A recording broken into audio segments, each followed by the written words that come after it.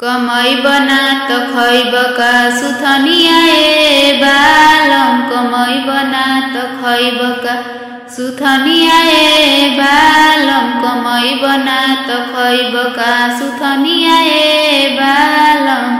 ई हो सुथनिया ससुर जी के रोपल। ई हो सुथनिया ससुर जी के रोपल। कोड़ला पकड़ले झगरवा ए बालम। कोड़ला पकड़ले झगरवा ए बालम। कमाई बना तो खैब का मुरैया ए बालम। कमाई बना तो खैब का मुरैया ए बालम।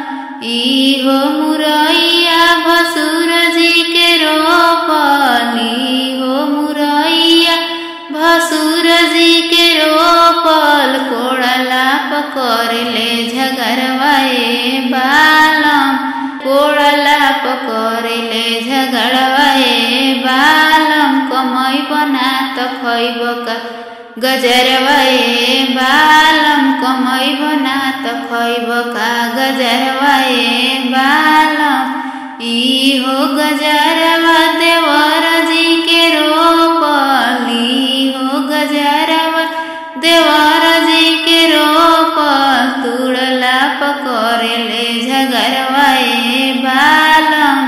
कोड़ला पकड़ी है झगरवा ए बालम। कमाई बना तो खैब का सुथनिया ए बालम। कमाई बना तो खैब का सुथनिया ए बालम। कमाई बना तो खैब का सुथनिया ए बालम।